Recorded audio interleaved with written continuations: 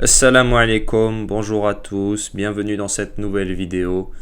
Alors, je teste un nouveau concept de vidéo. Vous savez très bien que maintenant sur ma chaîne, il y a deux concepts différents. Le concept donc des réactions à chaud et des vidéos travaillées. Je décide de faire donc un mix de ces deux concepts pour réaliser cette vidéo qui va évoquer le management de Vladimir Petkovic et des choses qu'il faudra améliorer à l'avenir.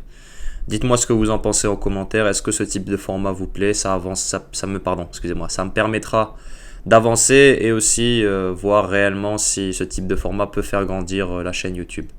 Voilà, j'ai tout dit. J'espère que la vidéo va vous plaire. Je vous souhaite un bon visionnage.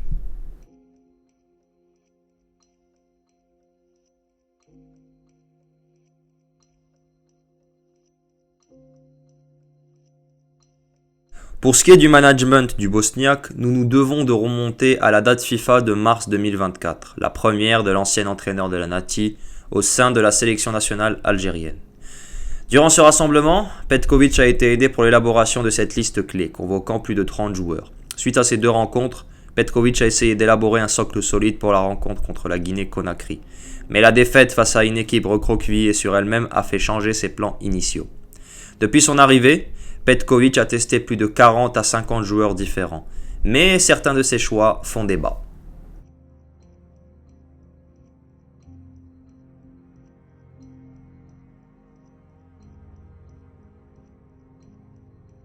En juin 2025, Vladimir Petkovic a décidé de convoquer 29 joueurs. Beaucoup de critiques ont fusé en observant cette liste, avec aucun nouveau joueur présent dans une date FIFA sans véritable enjeu.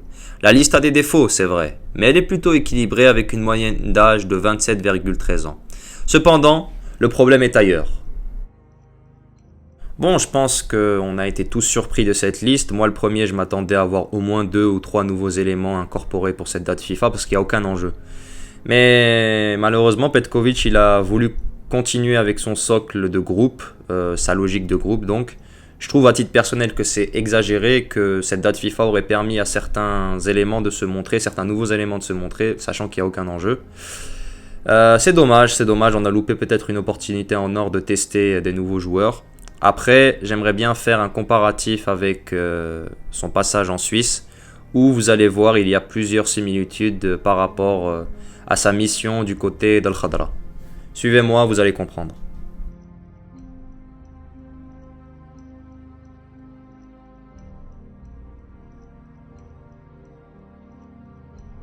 Lors de son passage du côté de la Suisse, Vladimir Petkovic a laissé un souvenir indélébile dans le cœur des supporters de la Nati, ayant permis à ce pays de briser le plafond de verre indélébile des huitièmes de finale. Mais pour arriver à ce résultat, Petkovic a dû prendre des décisions très fortes. En 2016, à la veille de l'Euro en France, Petkovic décide à la surprise générale de se passer du capitaine de la sélection, Gökhan Inler. La Suisse sera éliminée par la Pologne en huitième de finale au tir au but. Et le sociétaire de Leicester à l'époque évoquera ceci par rapport au management du technicien des Verts. Bon, si on voit cette interview, on peut souligner des points importants, et moi je vais vous en souligner un. Pour moi, et je parle de manière générale, les joueurs qui ont signé une belle carrière, qui sont encore physiquement aptes pour donner et jouer, ils doivent et ils peuvent rester dans leur sélection. Peut-être pas tous les matchs, car la dynamique et la rentabilité sont importantes. Et ça, je n'ai pas vu en sélection suisse à mon époque. Moi par exemple, j'ai disputé quasiment tous les matchs de qualification et il ne m'a pas pris pour la phase finale, ne serait-ce que comme remplaçant. Je peux aussi rajouter d'autres cas, tels que Lichtsteiner, voire même Berami, qui est parti au clash avec le sélectionneur de la Nati, dû au simple fait qu'il ne comptait plus sur eux, dû à leur âge avancé pour l'Euro 2020. Le même scénario pourrait se reproduire en sélection algérienne à la veille de la CAN 2025 et la Coupe du Monde 2026. Et je vais vous mentionner une autre partie d'interview de Gökhan Inler qui va avancer mes propos et qui va aller dans mon sens. Regardez bien. Vous pensez donc que les joueurs d'expérience et les leaders demeurent indispensables même s'ils sont sur le déclin?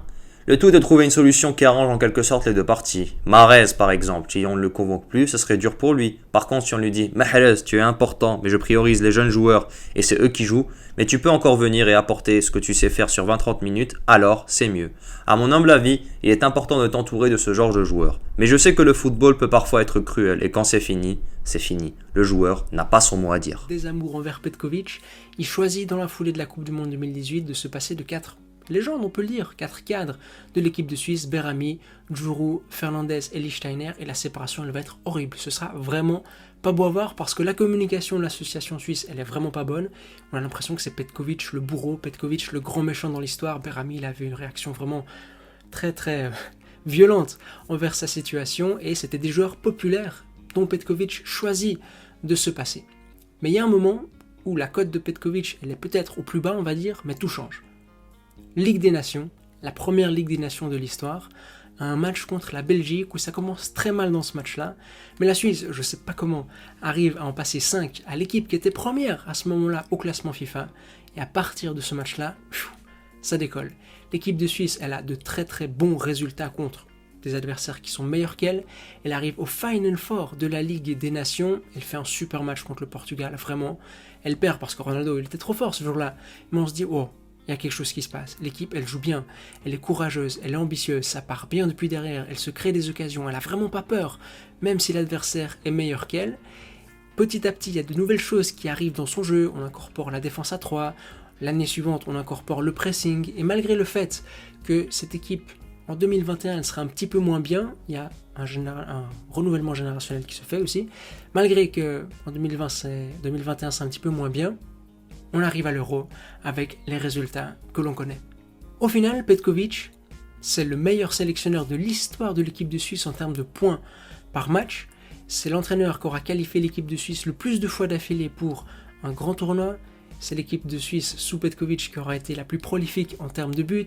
Et puis, à son crédit, enfin le fait d'avoir passé cette barrière fatidique des huitièmes de finale, et à son crédit aussi l'une des plus belles, peut-être la plus belle ou la deuxième plus belle page de l'histoire du football suisse qui s'est écrite grâce à Petkovic. Vraiment, meilleur sélectionneur de l'histoire de l'équipe de Suisse, et il part au sommet en Suisse. Donc voilà les gars, je vous ai donné l'avis d'un expert du football suisse, d'un expert du football européen, Petkovic selon lui, après je ne sais pas si c'est l'avis de tous les supporters suisses. Les Suisses, si certains Suisses peuvent tomber sur cette vidéo, libre à eux de donner leur avis sur ce coach. Ça nous aiderait beaucoup pour le débat.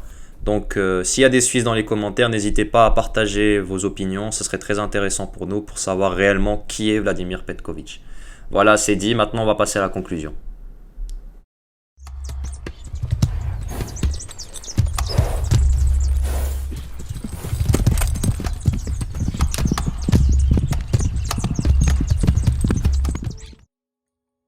Pour conclure, je mentionnerai ceci. Vladimir Petkovic est un tacticien de classe mondiale quand on voit la capacité à remonter un match où l'Algérie était menée de 4 buts. Cependant, le Bosniaque doit se rendre compte et doit surtout se rendre à l'évidence que certains joueurs n'ont plus la capacité physico-tactique à tenir 90 minutes à un rythme intercontinental imprégné. Avoir une ossature saoudienne est une mauvaise idée et certains joueurs n'ont plus les jambes pour les exigences du très haut niveau. Certains jeunes attendent. Maza a enfin été lancé et gagnera en importance lors des prochaines dates FIFA. Anis Hadj Moussa et Amin Chiacha doivent être lancés aussi. Je ne parle pas de titularisation mais au moins en sortie de banc. Envoyer Chiacha en tribune face à la Suède et laisser Hadj Moussa sur le banc tout le match ne doit plus jamais se reproduire. Surtout quand on sait que Mahrez ne peut plus tenir 90 minutes à haute intensité. Et il n'est pas le seul dans cette catégorie où certains cadres pourraient se faire écarter lors des prochaines dates FIFA. Voilà les gars, j'espère que la vidéo vous aura plu. Je vais faire un dernier mentionnage de fait avant de couper la vidéo. Ce stage du mois de juin va nous être bénéfique à long terme. Petkovic aura vu clairement les failles tactiques de certains joueurs, les failles physiques de certains joueurs aussi. J'espère à titre personnel qu'il s'est rendu compte que certains n'avaient plus le niveau pour évoluer en tant que titulaire dans cette équipe. Contre la Suède, on a clairement vu de grosses lacunes par rapport à ça. Heureusement qu'il a fait son changement à la 60e avec l'entrée de Bentaleb qui a su restructurer notre milieu de terrain parce que sinon on allait clairement s'en prendre 8. Donc voilà, Petkovic il sait remonter les matchs, il a une excellente approche tactique. Après, il y a certains choix initiaux qu'il doit répéter.